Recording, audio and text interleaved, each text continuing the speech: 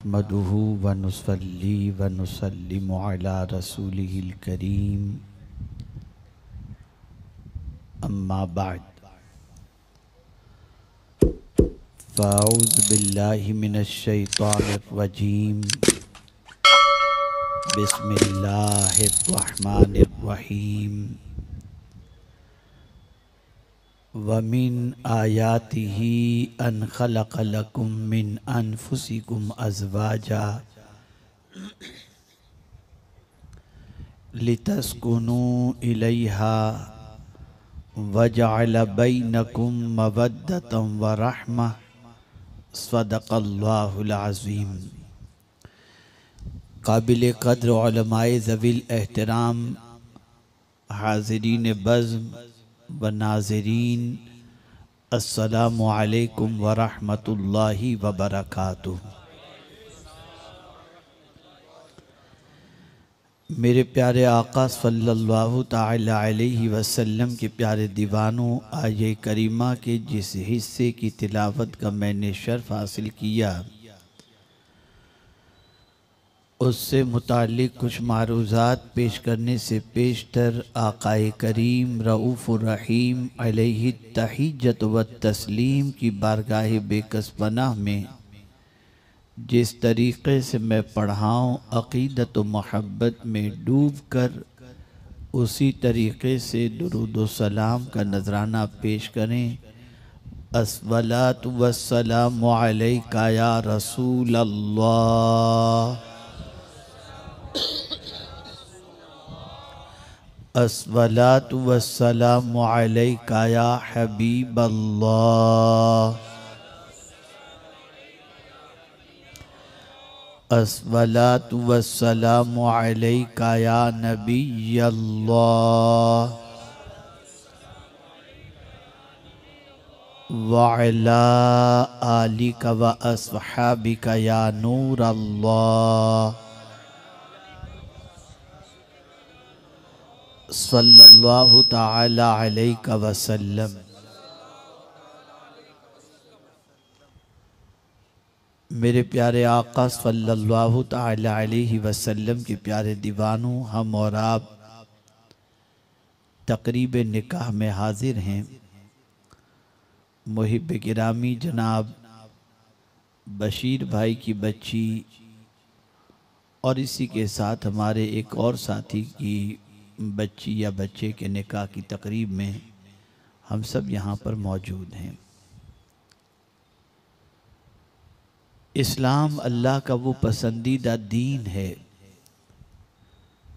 जिस दीन के अंदर अल्लाह रब्बुल इज़्ज़त जल्ल जलालहू ने हर तमन्ना की तकमील का जायज़ रास्ता रखा है। अल्लाह अज़्ज़ व जल इंसान में ख्वाहिश पैदा किया तो उस ख्वाहिश को पूरा करने के सिलसिले में उसने जायज़ रास्ते भी अता फरमाए। जिस तरीके से एक इंसान के दिल में प्यास की वजह से पानी पीने की तलब पैदा होती है, तो ये नहीं कि जब प्यास लगी तो कुछ भी पी लो कि शराब पीकर प्यास बुझाओ, नहीं। अल्लाह ने प्यास इंसान की फितरत में रखा है, उसे प्यास लगती है तो फरमाया गया जब प्यास लगे कुलू वशरबू, खाओ और पियो, लेकिन क्या पियो? हलाल और तय्यब पियो। तो इंसान अगर प्यास को बुझाने के लिए शराब पिए तो गुनाह में गिरफ्तार होगा। तो ऐसा नहीं कि अल्लाह ताला ने प्यास को बुझाने के लिए जायज़ चीज़ें नहीं रखी। अल्लाह ने प्यास को बुझाने के लिए पानी भी रखा है, शरबत भी रखा है और जायज़ मशरूबात भी रखे ताकि इसके ज़रिए तुम अपनी प्यास को बुझा सको। ऐसे ही इंसान की तबीयत के अंदर अल्लाह अज़्ज़ व जल्ल ने भूख ये फितरत के अंदर रखी है। इंसान को भूख शिद्दत से लगती है तो अब जब भूख लगे तो इंसान जो जी में आए वो न खा ले, बल्कि अल्लाह अज़्ज़ा व जल्ल ने फरमाया कुलू मिनत तय्यिबात, पाकीज़ा चीज़ों में से खाओ। तो अब भूख मिटानी है तो भूख मिटाने के लिए हम जो जी में आया हराम खा लिए और उससे भूख मिटाने की कोशिश किए, तो ऐसा नहीं। अल्लाह ने भूख इंसान की फितरत में रखा है, तो उसको मिटाने का तरीक़ा और मिटाने का इलाज भी अल्लाह ने जायज़ रखा है। ऐसे ही अल्लाह अज़्ज़ा व जल्ल ने इंसान के अंदर नफसानी ख्वाहिश रखी है। अब ये इंसान के अंदर इस तरीके से ख्वाहिश है कि इंसान बालिग होने के बाद अपनी ख्वाहिश की तकमील के सिलसिले में वो सोचता है कि मैं अपनी ख्वाहिश को कैसे पूरी करूं। राह चलती हुई लड़कियों को, औरतों को देखने के बाद या नज़र पड़ जाने के बाद उसके दिलो दिमाग के अंदर ख्वाहिश के पूरे होने का जज्बा पैदा होता है। तो अल्लाह ताला ने निकाह का हुक्म फरमाया ताकि तुम अपनी ख्वाहिश को पूरी करने के लिए निकाह करो, कि निकाह सिर्फ तुम्हारी ख्वाहिश ही पूरी नहीं करेगा, बल्कि अल्लाह के रसूल सल्लल्लाहु अलैहि वसल्लम की सुन्नत की अदायगी की वजह से अल्लाह रब्बुल इज्जत जल्ल जलालहू तुम्हें इबादत का सवाब भी अता फरमाएगा। कोई ख्वाहिश ऐसी नहीं जिसका जायज हल अल्लाह ने न रखा हो।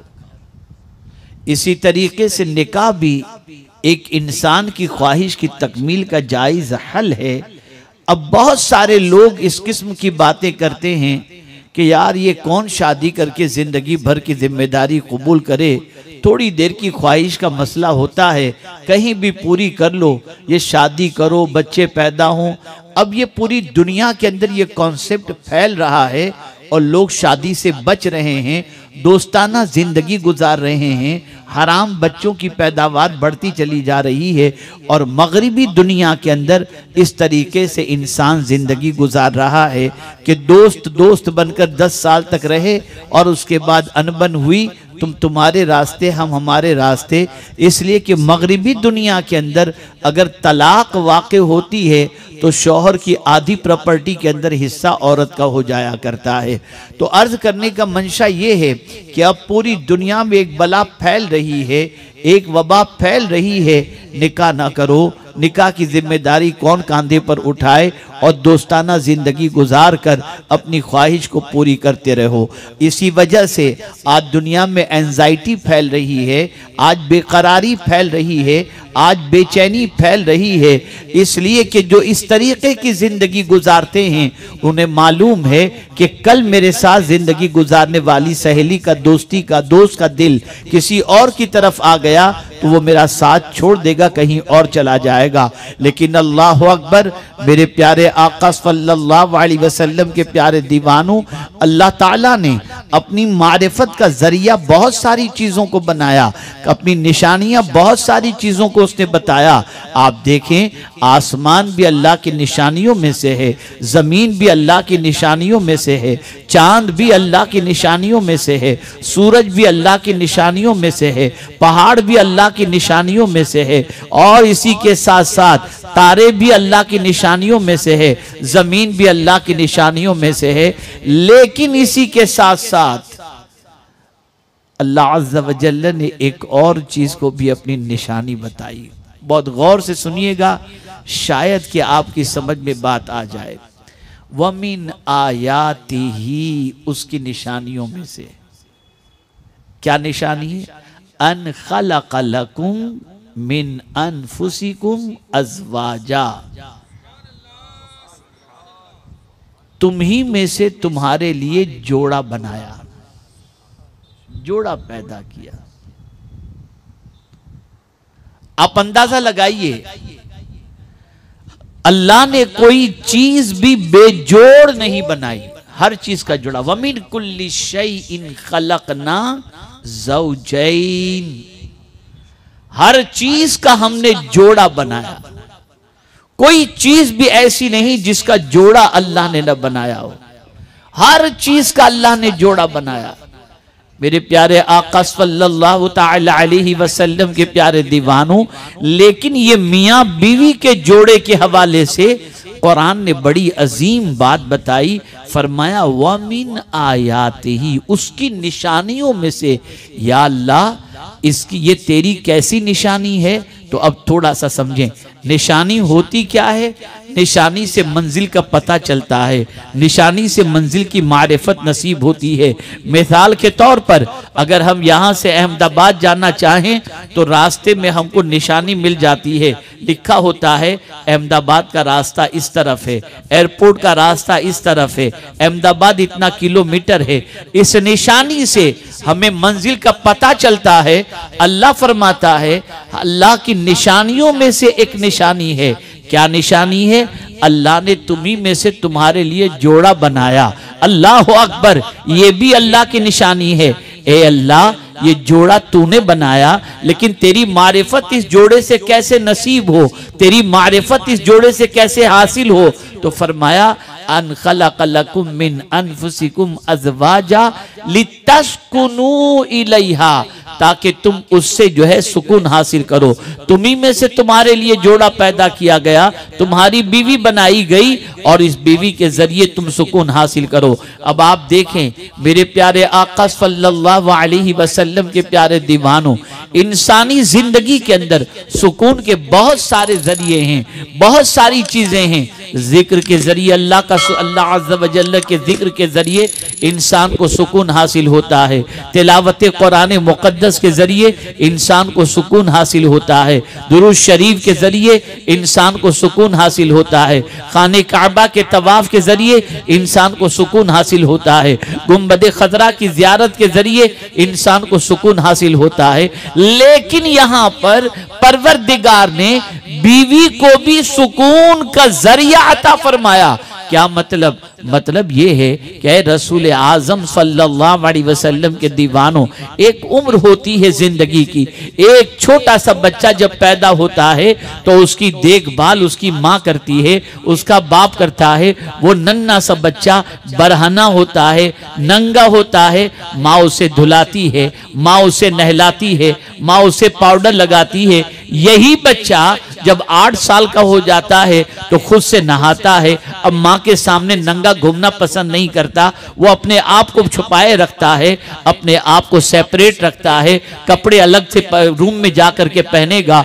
छुपी हुई जिंदगी। अब अपनी वो चीज जिसे छुपाना चाहिए, जो शर्म की चीज है, वो उसे छुपाए रखता है और जिंदगी गुजारता है, यहाँ तक कि वो इंसान बालिग हो जाता है। बालिग हो जाने के बाद इसके अंदर ख्वाहिश जन्म लेना शुरू कर देती है, और जब वो ख्वाहिश जन्म लेती है तो अब वो चाहता है कि जिस चीज को माँ से छुपाए रखा था और जिस चीज के जरिए वो पर्दा किया करता था, अब अपनी ख्वाहिश की तकमील के लिए उसे कोई न कोई तो सबील होनी चाहिए जिसके सामने अपने पूरे वजूद को जाहिर कर दे। यहाँ एक बड़ी पते की बात अता करता हूँ।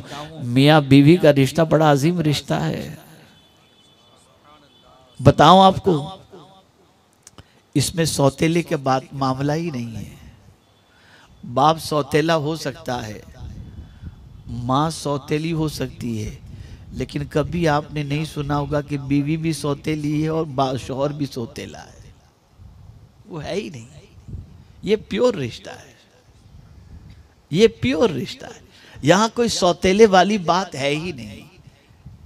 ए रसूल आजम सल्लल्लाहु ताला अलैहि वसल्लम के दीवानों, और फिर कमाल की बात है, जिस जगह पर अल्लाह ने सुकून का सारा सामान रखा, तवज्जो चाहूंगा, जिस जगह पर अल्लाह ने सारा सुकून का सामान रखा,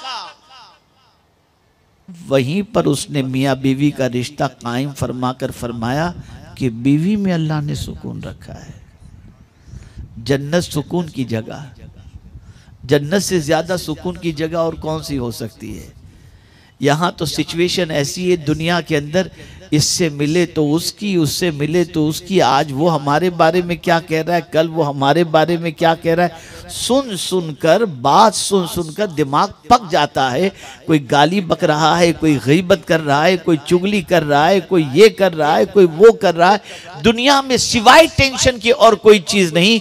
लेकिन जन्नत में आपको कोई टेंशन की बात सुनने ही को नहीं मिलेगी। वहां तो सुकून ही सुकून है। लेकिन या अल्लाह, सुकून जन्नत में है, लेकिन जन्नत में हजरत आदम अलैहिस्सलातु व तस्लीम के लिए तूने हजरत हव्वा को पैदा फरमाया और फरमाता है कि इसमें सुकून है। या अल्लाह, जन्नत की सारी नेमतों के साथ साथ सुकून के लिए तूने बीवी को भी पैदा फरमाया और इस रिश्ते की इब्तिदा तूने जन्नत से फरमाई। और ये भी याद रखें, यही वो रिश्ता है जो जन्नत तक चलेगा। सूरह यासीन के अंदर है कि कयामत के दिन मियां बीवी जन्नत के झूले के अंदर झूलते हुए नजर आएंगे।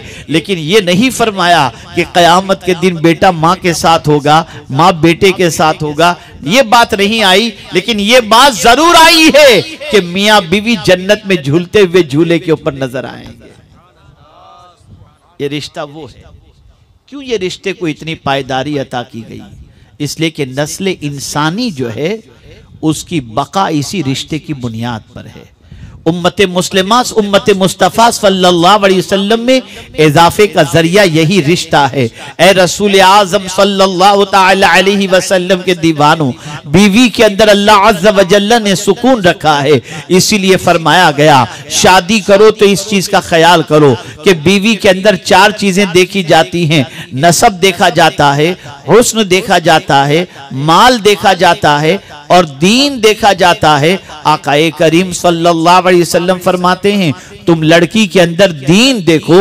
वजह क्या है? अगर दीनदार लड़की है तो शौहर के हुकूक का ख्याल करेगी, शौहर की परेशानी में साथ देगी, शौहर का साथ छोड़कर भागेगी नहीं, मुसीबतों में कदम कदम पर सहारा बनेगी। आप मुझे बताओ, क्या पैगंबर रहमत सल्लल्लाहु तआला अलैहि वसल्लम की हयात तैयबा में उम्मुल मुमिनीन हजरत खदीजतुल कुबरा रदियल्लाहु तआला अन्हा का रोल हमें समझ में नहीं आ रहा? अल्लाहु अकबर। जाते थे, जवाब में लोग पत्थर बरसाते थे, लेकिन घर तशरीफ लाते थे तो उम्मुल मुमिनीन हजरत खदीजतुल कुबरा तसल्ली के जुमले कहा करती थी, या रसूल अल्लाह, आप हक पर हैं, आपको गमगीन होने की जरूरत नहीं, अल्लाह आपको जाय नहीं फरमाएगा। आप मिशन के काम में लगे रहिए, आप दीन के काम में लगे रहिए, आप लोगों को राह रास्त पर लाने में लगे रहिए। अल्लाह अकबर। एक बीवी अगर सही मानों में सपोर्टर बन जाए तो मर्द की आधी जिंदगी दुरुस्त हो जाया करती है, मर्द के टेंशन खत्म हो जाया करते हैं। अफसोस की बात तो यह है कि आज के दौर के अंदर न शौहर बीवी के हक सही तौर पर अदा कर रहा है और न बीवी शौहर के हुकूक को सही तौर पर अदा कर रही है। नतीजतन सिचुएशन यह है कि शादी का बंधन अब पहले की तरह सुकून का जरिया नहीं, टेंशन का सबब बनता जा रहा है। अल-इयाज़ु बिल्लाह। ए रसूल आज़म सल्लल्लाहु अलैहि वसल्लम के दीवानों, एक होती है रहमानी मोहब्बत और एक होती है शैतानी मोहब्बत। शादी से पहले अगर लड़के लड़की में मोहब्बत है वो शैतानी मोहब्बत है, और शादी के बाद अगर मियां बीवी में मोहब्बत है तो वो रहमानी मोहब्बत है, वो अल्लाह मोहब्बत पैदा फरमाता है। अब आप देखें, परवरदिगार ने फरमाया लितस्कुनू इलैहा, ताकि तुम अपनी बीवी के जरिए सुकून हासिल करो। और फिर इसके बाद परवरदिगार ने क्या फरमाया? वजअल बैनकुम मवद्दतम व रहमा, अल्लाह ने तुम दोनों के दरमियान मोहब्बत पैदा फरमा दी। आप सोचो तो सही, एक लड़की जो सहेलियों के साथ जिंदगी गुजारती, माँ के घर में बेरोक टोक अपनी जिंदगी गुजारती, जो चाहती अपने बाप का दामन पकड़कर बाप से मांग लिया करती, जो चाहती वो अपने बाप से भाई से सवाल कर लिया करती, जिस तरह चाहती घर में अपनी जिंदगी गुजारती। लेकिन यही बच्ची एक रात शौहर के साथ गुजार लेती है तो अब इस बच्ची का मिजाज बदल जाता है। अब अपने मैके में उसे अच्छा नहीं लगता। वो अपने मैके में जाने के बाद फौरन घर पर वापस आ जाना चाहती है, शौहर के पास आ जाना चाहती है। जिंदगी गुजारी, 20 साल अपनी माँ के साथ गुजारती है, 20 साल अपने बाप के साथ गुजारती है, 20 साल अपने रिश्तेदारों के साथ गुजारती है, लेकिन जहां निकाह हो गया और एक रात शौहर के साथ गुजार करके क्या आ जाती है, अब वो शौहर का घर उसे अच्छा लगने लगता है, शौहर उसे अच्छा लगने लगता है। या अल्लाह, मामला क्या है? 20 साल की पैदाइश से लेकर के जिंदगी की मोहब्बत एक रात में इस तरह से कैसे बदल गई कि परवरदिगार शौहर की मोहब्बत उसके दिल में इतनी पैदा हो गई कि अब उसे माँ का घर अच्छा नहीं लगता, उसे वहां जाना अच्छा लगता है। तो जवाब मिलेगा, तुम तलाश करो। अल्लाह की निशानियों में से एक ये भी निशानी है कि अल्लाह जिसकी मोहब्बत चाहे, जब चाहे, इंसान के दिल के अंदर पैदा फरमा दे। ये अल्लाह की निशानियों में से किसने उसके दिल में ये मोहब्बत पैदा फरमाई? ये अल्लाह ने पैदा फरमाई। ये अल्लाह की पैदा करदा मोहब्बत है। इंसान की जिम्मेदारी है कि हर चीज से अपने रब का पता तलाश करे, अपने रब की मारिफत हासिल करे। जमीन देखे तो अल्लाह का पता मालूम करे, आसमान देखे तो अल्लाह का पता मालूम करे, चरिंदो परिंद को देखे तो अल्लाह का पता मालूम करे। अब तो एक ही चीज मालूम करते हैं, माल, माल और माल, बाकी कुछ पता नहीं, देने वाले का पता ही नहीं, तलाश ही नहीं करते। अल्लाह वालों का हाल ये होता कि वो हर चीज में अपने रब को तलाश करते, हर चीज में अपने रब की कुदरत को देखने की कोशिश किया करते। अल्लाह अकबर। मेरे प्यारे आका सल्लल्लाहु ताला अलैहि वसल्लम के प्यारे दीवानों, जब हम सहाबा की जिंदगी का जायजा लेते हैं, ताबईन की जिंदगी का जायजा लेते हैं, औलियाए कामिलीन की जिंदगी का जायजा लेते हैं, तो हम इस नतीजे पर पहुंचते हैं कि वो रब ही की तलाश में रहते और रब ही की जुस्तजू में रहते और रब ही की मोहब्बत में अपनी जिंदगी के लम्हात को गुजारा करते। तो अर्ज ये कर रहा था, अल्लाह फरमाता है वजअल बैनकुम मवद्दा व रहमा, अल्लाह ने तुम दोनों के दरमियान मवद्दत और रहमत पैदा फरमाई। चलिए, मवद्दत तो समझ में आती है कि मियाँ बीवी के रिलेशन के अंदर मोहब्बत न हो तो रिलेशन मेंटेन नहीं किया जा सकता। और ये मोहब्बत जिनसी ख्वाहिश की तकमील से पहले जरूरी, मोहब्बत ही की बुनियाद पर इंसान अपनी बीवी से सुकून हासिल करता है। जब मवद्दत का जिक्र आ गया तो फिर रहमत की जिक्र की क्या जरूरत कि तुम्हारे दरमियान अल्लाह ने मोहब्बत पैदा फरमाई और रहमत पैदा फरमाई। तवज्जो चाहूंगा, दो लफ्ज कुरान में आए, मवद्दत और रहमत। एक इंसान 70 क्रॉस कर जाए तो अपनी बीवी से जिनसी ख्वाहिश की तकमील का जज्बा उसका तकरीबन खत्म हो जाता है। मियां बीवी तो होते हैं, लेकिन एक दूसरे की जिनसी ख्वाहिश की तकमील की पोजीशन दोनों के अंदर नहीं होती। उम्र के उस हिस्से में वो पहुंच जाते, बूढ़े हो जाते हैं। तो मवद्दत का ताल्लुक जिनसी ख्वाहिश की तकमील से भी है, लेकिन ये बूढ़े हो जाते हैं तो दोनों के दरमियान ऐसी मोहब्बत होती है कि दोनों बैठे होते हैं, देर तक गुफ्तगू करते होते हैं। या अल्लाह, जब एक ख्वाहिश की तकमील का मामला भी खत्म हो गया, अब ये दोनों मिलकर के बुढ़ापे में क्यों बैठे हैं? तो जवाब मिलेगा, ये भी अल्लाह की निशानियों में से है कि इन बूढ़े बूढ़ी के दरमियान अल्लाह ने ये मोहब्बत पैदा फरमा दी, ये रहमत पैदा फरमा दी। इसलिए दोनों चाहते हैं, नहीं पहले तू नहीं मरेगी, पहले मैं मरूंगा। तो शौहर कहता है पहले मैं मरूंगा, पहले तू नहीं मरेगी, तू मर जाएगी तो मेरा क्या होगा? तो बूढ़ा शौहर कहता है तू मर जाएगी तो मेरा क्या होगा? वो कहती है आप मर जाएंगे तो मेरा क्या होगा? दोनों बैठे होते हैं झूले पर, बेटे अपने, बीवी अपनी, बच्ची अपनी, सब अपनी अपनी जिंदगियों में। ये बूढ़ा बूढ़ी बेचारे बैठे होते हैं, गपशप करते होते हैं और अपना टाइम पास कर रहे होते हैं। मुझे याद है कि मेरे उस्ताद गिरामी कभी मुझे ये दुआ नहीं देते थे, लेकिन गुज़िश्ता 2-4 सालों से ये दुआ हज़रत देते हैं, अल्लाह आपकी जोड़ी सलामत रखे। तो मुझे हैरत हुई कि हज़रत को एक बार मैं पूछ बैठा, हज़रत ये जोड़ी सलामत रहने की दुआ कभी आप नहीं देते थे, अब आप दे रहे हैं। तो हज़रत फरमाते हैं, बुढ़ापे में बेटा शादी करके बीवी को लेकर चला जाता है, बच्चियां शादी करके अपने ससुराल चली जाती हैं, ये बूढ़ी ही तो होती है जो बेचारी चाय बनाकर दे दिया करती है। आप जरा सोचो कितना अजीम रिश्ता है ये मामूली रिश्ता नहीं है। इस रिश्ते के अंदर कई निशानियां पोशीदा हैं। और ये सोचो, ये मोहब्बत किसने पैदा की? पालनहारे हकीकी ने पैदा की, माबूदे बरहक ने पैदा की है, वरना बूढ़ों के अंदर मोहब्बत, ये मोहब्बत अल्लाह की निशानियों में से है। ए रसूल आज़म सल्लल्लाहु ताला अलैहि वसल्लम के प्यारे दीवानों, अल्लाह की मारिफत हासिल करो। ज़मीन देखो तो सोचो कि इसका पैदा करने वाला कौन है। आसमान देखो तो सोचो इतना बड़ा आसमान पैदा करने वाला कौन है। चाँद देखो तो सोचो इसे पैदा करने वाला कौन है। सूरज देखो तो सोचो इसको पैदा करने वाला कौन है। पता ये चला हम दुनिया में आए ही इसलिए हैं कि अपने रब की तलाश करें, अपने माबूद की मारिफत हासिल करें। हमें सब का तो पता है, रब का पता नहीं।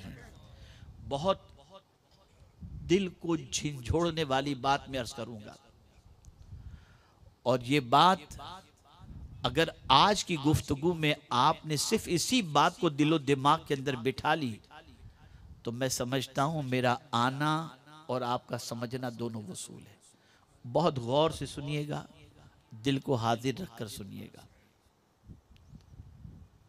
और दिमाग भी हाजिर रहे, इधर उधर बिल्कुल दिमाग भी अपसेट ना हो, एब्सेंट ना हो। हमारे यहाँ 2-3 साल का बच्चा होता है, हम उसे नर्सरी में डालते हैं।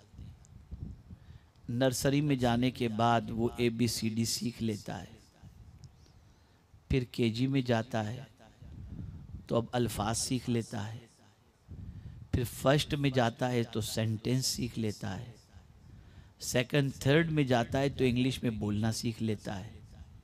उसे पता चल जाता है कि इंग्लिश कोई लैंग्वेज है, मैथ्स भी कोई सब्जेक्ट है, साइंस भी कोई सब्जेक्ट है। तवज्जो चाहूँगा, गौर से सुनिएगा, शायद कि आपका ज़मीर बेदार हो जाए। सीखते सीखते ये बच्चा 16 साल का हो जाता है, SSC तक या 12 तक पहुंच जाता है। वहाँ पहुँचने तक उसे साइंस और साइंटिस्ट का भी पता चल जाता है। सही है? जवाब दें आप। साइंस का भी पता चल जाता है, साइंटिस्ट का भी थोड़ा सा पता चल जाता है, लैंग्वेज का पता चल जाता है, मैथ्स का पता चल जाता है, ज्योग्राफी का पता चल जाता है, सिविक्स का पता चल जाता है, हिस्ट्री का पता चल जाता है, लैंग्वेज का पता चल जाता है। ये सारी चीज़ों का पता चल जाता है, और कनेक्शन सिखाने वाले से उसका जुड़ जाता है। मेरा टीचर, मेरा उस्ताद, मेरा टीचर, मेरा उस्ताद। बताइए ये है या नहीं? आपका जवाब जैसा चाहिए वैसा नहीं मिल रहा है। सही है ना? गलत तो नहीं है? मुसलमानों, मैं एक सवाल आपसे पूछता हूँ। 16 साल अगर आप उस्ताद के पास बैठ करके इल्म हासिल करो तो उस्ताद से भी आपका राब्ता हो जाता है, उस्ताद की पहचान भी हो जाती है, सब्जेक्ट की भी पहचान हो जाती है। 50 साल से 5 वक्त की नमाज पढ़ते हो, न खुदा को पहचानते हो, न खुदा से कोई राब्ता है।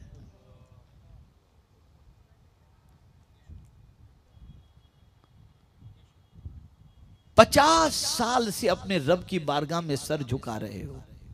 रब की ताकत क्या है नहीं मालूम, रब की कुदरत क्या है नहीं मालूम, रब की शान क्या है नहीं मालूम। ये कैसे सजदे हैं कि अभी तक ताल्लुक नहीं हुआ।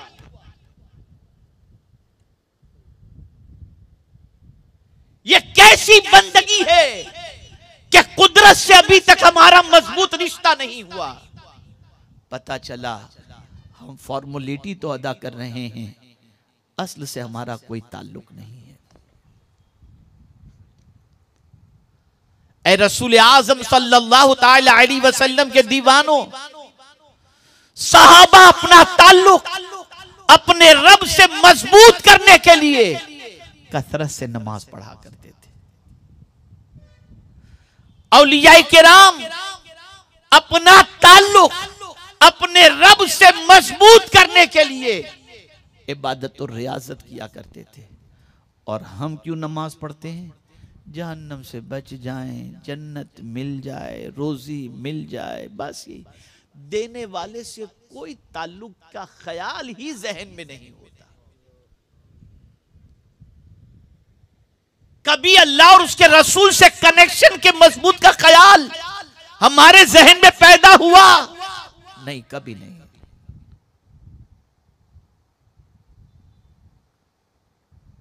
इस सोच को बदलो, इस फिक्र को बदलो, इस ख्याल को बदलो।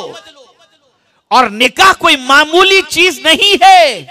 निकाह के जरिए इंसान को खुदा की मारिफत नसीब होती है, खुदा की पहचान नसीब होती है। आप जरा सोचो, मैं 2-3 चीजें आपके सामने रखूं। एक इंसान बगैर निकाह के किसी औरत के साथ ज़िना करे, ख्वाहिश ही तो पूरी कर रहा है। ज़िना करके ख्वाहिश ही तो पूरी कर रहा है, लेकिन सुबह उठेगा तो उसके चेहरे पर सियाही नजर आएगी। ख्वाहिश पूरी कर रहा है, छुप करके कर रहा है, डर करके कर रहा है, किसी को खबर ना हो जाए। लेकिन हुजूर फरमाते हैं, निकाह करो तो ऐलानिया करो, ऐलानिया करो। अल्लाह अकबर। खानदान लड़की को घर में छोड़ने के लिए जाता है, सुपुर्द करने के लिए जाता है कि तुझे लड़के के सुपुर्द किए, और फिर रात को जब वो ख्वाहिश पूरी हो जाती है तो सुबह को दोनों को चेहरे पर नूर ही नूर नजर आता है। ज़िना की वजह से चेहरा सिया हो गया, निकाह के बाद चेहरे पे नूर आ गया। या अल्लाह, माजरा क्या है? अमल तो एक ही है, जवाब मिलेगा। निकाह नबी की सुन्नत है और ज़िना जो है ये शैतानी काम है। किसी अजनबी लड़की के साथ अगर कोई निकलना चाहे तो डरेगा, बीवी के साथ निकलने में कोई डर और झिझक महसूस नहीं होगी। अल्लाह की निशानियों को तलाश करो, अल्लाह की निशानियों को। ये अल्लाह की निशानी है, ये अल्लाह की निशानी है। मेरे प्यारे आका सल्लल्लाहु ताला अलैहि वसल्लम के प्यारे दीवानों, हमने इस रिश्ते को बहुत अहमियत नहीं दी। एक ही चीज का जरिया समझा, इंजॉय, बस।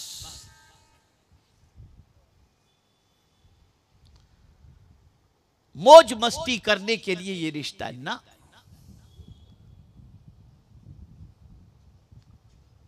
ये रिश्ता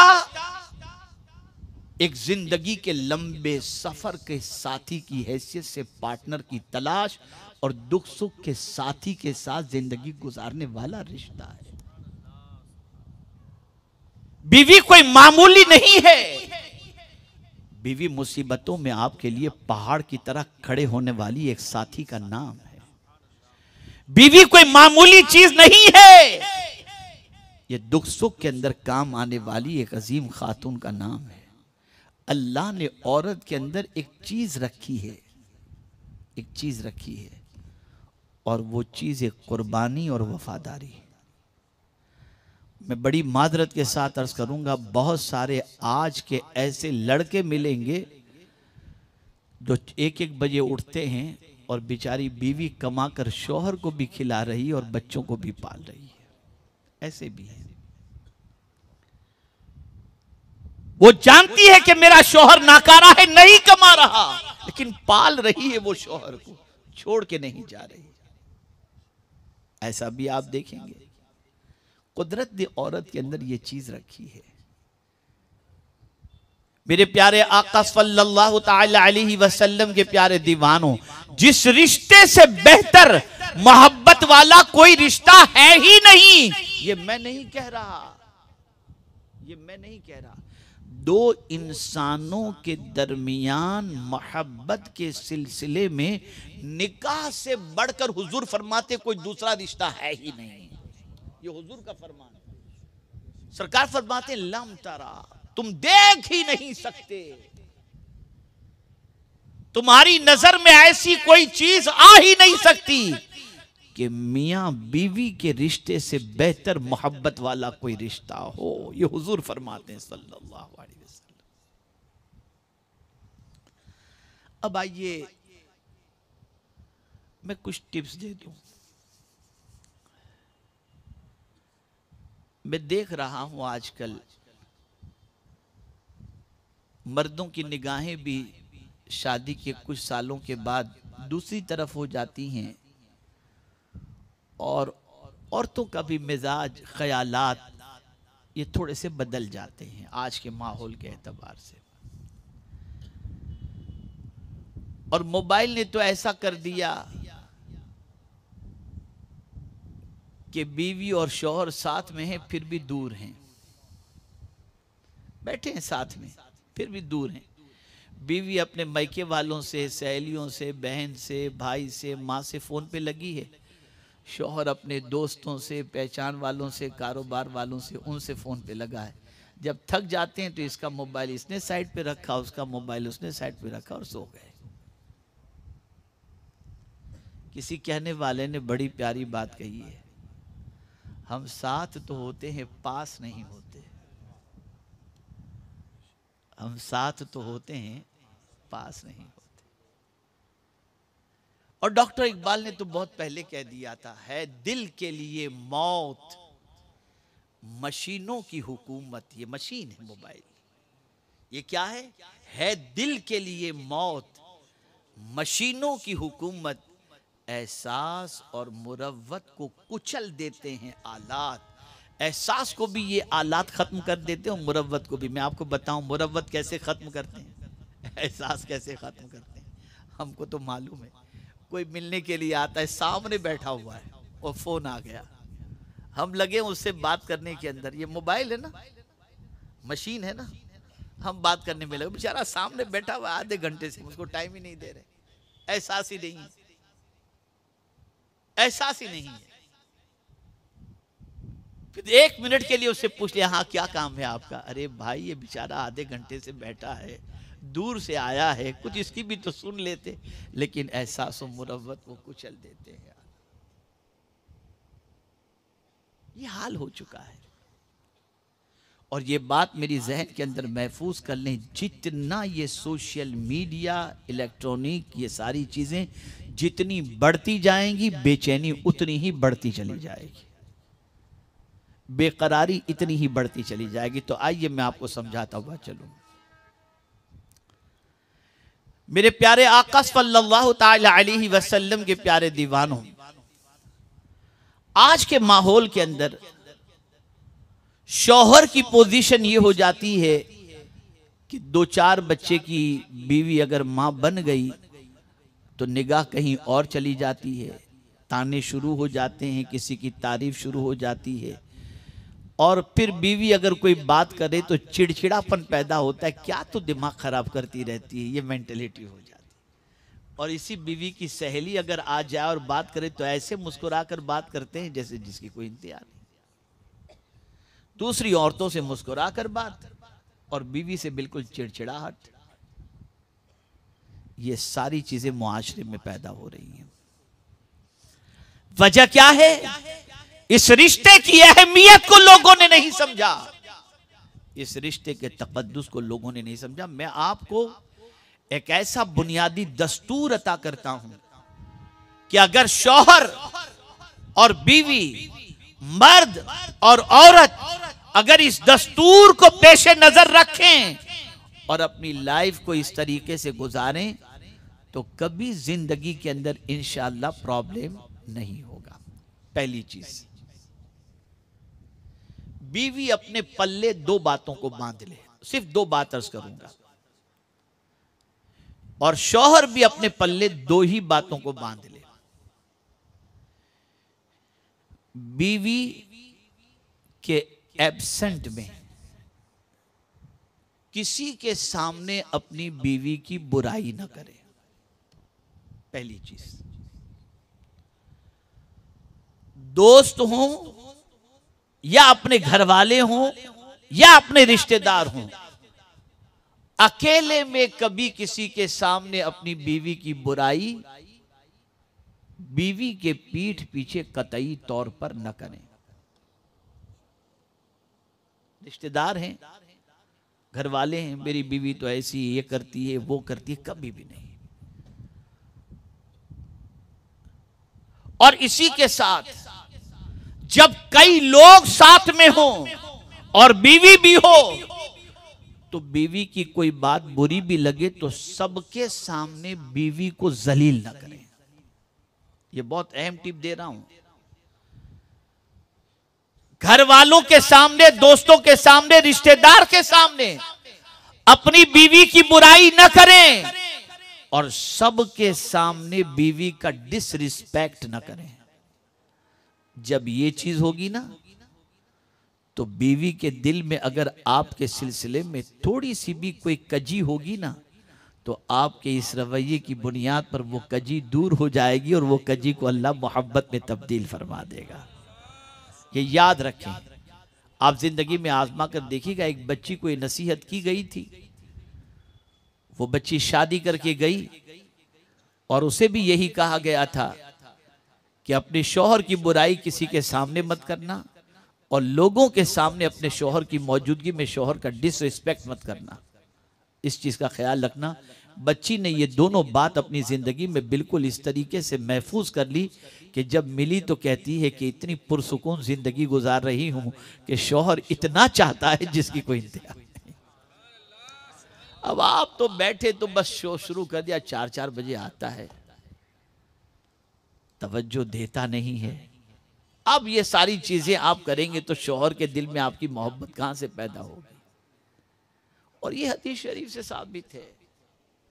ख़वातीन हुजूर के सामने बैठ करके अपने अपने शौहरों की तारीफ करती थी। एक मर्तबा ऐसा ही मामला हुआ, एक औरत ने अपने शौहर की तारीफ की, मेरा शौहर ऐसा। दूसरी ने अपने शौहर की तारीफ की, वो मेरा शौहर ऐसा। तीसरी ने अपनी तारीफ की, मेरा शौहर ऐसा। चौथी ने अपनी तारीफ की, अपने शौहर की तारीफ की। ये हुजूर के सामने सब तारीफें होती थी। और फिर एक खातून ने अपने शौहर की तारीफ में कह दिया कि मेरा शौहर तो ऐसा कि जिसने मेरे कान को सोने से लाद दिया, मेरी गर्दन में सोना इतना डाल दिया कि मेरी गर्दन झुक गई, मेरे पैरों में इतना सोना, मेरे हाथों में इतना सोना, मुझे इतना खिलाया कि खिला खिला करके मेरे बाजू जो है वो चर्बियों से भर गए। जब इतनी सारी तारीफ उसने की तो फिर सरकार सल्लल्लाहु अलैहि वसल्लम ने भी अपनी अज़वाज से फरमाया, तुम्हारे लिए मैं इससे भी बेहतर हूं। और यही वजह, खुदा की कसम एक शेर पेश करूंगा तो पता चलेगा हुजूर अपनी बीवी से कितनी मोहब्बत करते थे। एक शेर पेश करता हूं, और ये शेर किसी और ने नहीं, उम्मुल मोमिनीन हजरत आयशा सिद्दीक़ा ने कहा है, मेरे हुजूर की शान में कहा है, मेरे हुजूर की शान में कहा। अल्लाहु अकबर। आकाए करीम सल्लल्लाहु अलैहि वसल्लम के हवाले से उम्मुल मोमिनीन हजरत आयशा सिद्दीक़ा रज़ियल्लाहु तआला अन्हा कहती हैं, अपनी सहेलियों से भी नहीं, सूरज को देखकर कहती हैं, सहेलियों से नहीं, सूरज को देखकर कहती हैं, ऐ सूरज, तू तो सुबह को निकलता है, सारी कायनात को रोशन करके शाम को गुरूब हो जाता है, लेकिन मेरा सूरज ऐसा है कि रात को निकलता है और पूरी कायनात के दिल को मुनव्वर मुजल्ला कर देता है। ऐसे ऐसे अशार हैं उम्मुल मोमिनीन के सरकार की शान में कि आदमी अगर उसको पढ़े तो पता चले कि मियाँ बीवी की मोहब्बत कैसे होती है। अब ये सीरियल और हिस्पीरियल और ये सब हीरो और ये जीरो वगैरह क्या है इसके अंदर, इनको देख के तुम्हें क्या मिलेगा? अय्याशियां मिलेंगी, बाइक पर चिपक कर आवारा गर्दी करते हुए मिलेंगे, कार के अंदर छुप करके किनारे लगाकर बोसो किनार करते हुए मिलेंगे, यही सब वहां से सीखेंगे और ये करेंगे। लेकिन हुजूर की सीरत अगर पढ़ेंगे तो सही मोहब्बत का तरीका मेरे आका की जिंदगी से आपको मिलेगा। लेकिन पढ़ना ही नहीं है तो क्या करेंगे। ये टिप लेकर के जाओ, अकेले में मियां बीवी खूब तू मैं करो अगर कोई बात है तो, लेकिन किसी के सामने एक दूसरे की इंसल्ट ना करो। ये चीज जहन के अंदर बिठा लो। रिस्पेक्ट दो सबके सामने अपनी बीवी को, रिस्पेक्ट दो सबके सामने अपने शौहर को, और दोनों के एब्सेंट के अंदर किसी के सामने अपनी बीवी की या अपने शौहर की बुराई बयान मत करो। जब ये पोजीशन होगी ना तो जो लड़ाने वाले हैं ना वो ठंडे हो जाएंगे। कुछ लोग होते हैं जो शैतानी काम करते हैं, अरे तेरा शौहर तो यूं, अरे तेरी बीवी तो यूं, लगे रहते हैं इस काम के अंदर। उनका काम ही ये है, वो शैतान के चेले बन करके ये काम करते होते हैं। यही वो रिश्ता है। गौर से सुनिएगा, झूठ कितनी बुरी चीज है आपको मालूम है? कितनी बुरी चीज है। आकाए करीम सल्लल्लाहु अलैहि वसल्लम फरमाते हैं, सरकार की बारगाह में पूछा गया क्या मोमिन ज़िना कर सकता है? सरकार ने फरमाया हाँ। लेकिन पूछा गया क्या मोमिन झूठ बोल सकता है? सरकार ने फरमाया नहीं। जो मोमिन होगा वो कभी झूठ नहीं बोलेगा। और आप क्या समझते हो, ये जो नजासत होती है उसी में से बदबू आती है ना? गुनाहों में बदबू है। आदमी जब गुनाह करता है तो बदबू आती है गुनाह के अंदर। आपको हमको नहीं समझ में आती, वो भी हदीस शरीफ से समझा दूं। आकाए करीम सल्लल्लाहु अलैहि वसल्लम ने इरशाद फरमाया, जब कोई झूठ बोलता है तो उसके मुंह की बदबू से फरिश्ते 40 मील दूर चले जाते हैं। झूठ इतनी खतरनाक चीज है। लेकिन मियाँ बीवी के रिश्ते के सिलसिले में कुर्बान जाइए, हुजूर क्या फरमाते हैं? सरकार फरमाते हैं इन दोनों के दरमियान सुलह कराने के लिए अगर झूठ भी बोलना पड़े तो झूठ बोल दिया। यहां हुजूर ने इजाजत दी। अरे तू क्या बात करे, तेरे शो वो तो बहुत तेरी तारीफ करता है, वो तो जब मिलता है तेरे गुण गाता है। भले वो गुण न गाता हो, भले वो तारीफ न करता हो, लेकिन दोनों को जोड़ने के लिए हुजूर ने इजाजत दी कि तुम ये झूठ बोल सकते हो। और आज तोड़वाने के लिए आदमी झूठ बोलते हैं। कहां से ये सब सीखा है लोगों ने? तो ए रसूल आजम सल्लल्लाहु अलैहि वसल्लम के दीवानों, अर्ज करने का मंशा ये है कि कुछ टिप्स अपने जहन में रखो। शौहर की मौजूदगी में, रिश्तेदारों की मौजूदगी में शौहर का रिस्पेक्ट। सब रिश्तेदार बैठे हो ना, औरत को क्या चाहिए? सब रिश्तेदार बैठे हैं, अपने बाप भी बैठे हैं, अपनी माँ भी बैठी है, अपना भाई भी बैठा है, अपना ससुर भी बैठा है, सब बैठे हैं। पानी पिलाना है तो पहले शौहर को जाकर के दे। शरबत पेश करना है पहले शौहर को दे।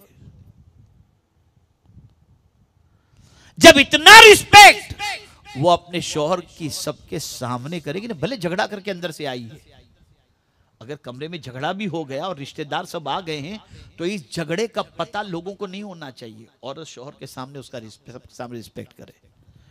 और ऐसे ही शौहर की जिम्मेदारी भी है कि कोई ऐसी बात हो गई हो और कुछ लोग आ गए हो तो ये नहीं कि मुंह चढ़ा करके बैठे कि सारी कायनात को पता चल जाए कि मियाँ बीवी में खटपट हुई है।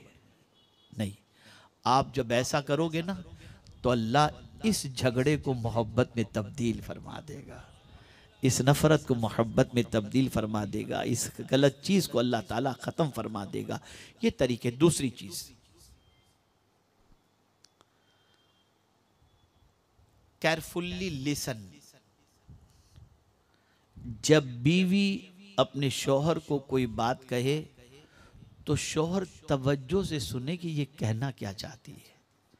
ये नहीं कि क्या क्या पटपट करती रहती जब देखो तब। नहीं, किससे कहेगी वो? बाप को छोड़ के आई, माँ को छोड़कर आई, सहेलियों को छोड़कर आई, रिश्तेदार को छोड़कर आई। तुमसे नहीं कहेगी तो किससे कहेगी? सुनो गौर से उसकी बात।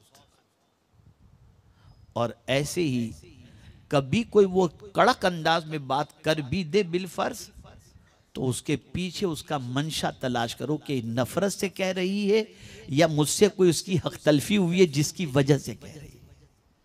होता क्या है कि आदमी जाहिर को देखता है, वो अंदर उसकी फीलिंग को नहीं देखता कि कहीं मुझसे कोई ऐसी बात तो नहीं होगी कि मैंने इसको इग्नोर किया जिससे इसका दिल दुखा और ये कह रही है। और एक और बात खास तौर पर अर्ज करूं, ये गुटखा, तंबाकू, गंदगी, सिगरेट, बहुत सारे लोग ये गुटखा तंबाकू खाकर अपनी जिंदगी गुजारते हैं। मेरी अहलिया को बहुत सारी बच्चियों ने फोन करके बताया कि हजरत से कहें तकरीर के अंदर गुटखा शौहर तंबाकू और गुटखा खा के करीब आता है तो मुंह से इतनी बदबू आती है कि करीब जाने को दिल नहीं चाहता। क्या ये हाल है? रसूल रहमत सल्लल्लाहु ताला अलैहि वसल्लम हमेशा मिसवाक का एहतमाम करते, हमेशा मिसवाक का एहतमाम करते। हमने कुछ सीखा ही नहीं, बस जानवर की तरह जिंदगी गुजारना है, बस यही हमारी जिंदगी है। ऐसे ही औरत को भी चाहिए कि शौहर कुछ कहे तो शौहर की बात को बिल्कुल तवज्जो के साथ सुने, गौर से सुने। कभी गुस्सा भी करे तो सुन लिया करे, इसलिए कि उसका गुस्सा भी टेम्परेरी होता है। और फिर जब गुस्सा ठंडा हो जाए तो अपनी बात उसके सामने रखिए कि मेरी ये पोजीशन नहीं थी, मेरी ये नीयत नहीं थी, मेरा ये मकसद नहीं था, बात फौरन ख़त्म हो जाएगी। और ये टिप जहन के अंदर रखें, शौहर जब गुस्से में हो तो बीवी जो है वो एकदम बिल्कुल कुल होकर के रहे, सब्र करे और वक्त को गुजर जाने दे।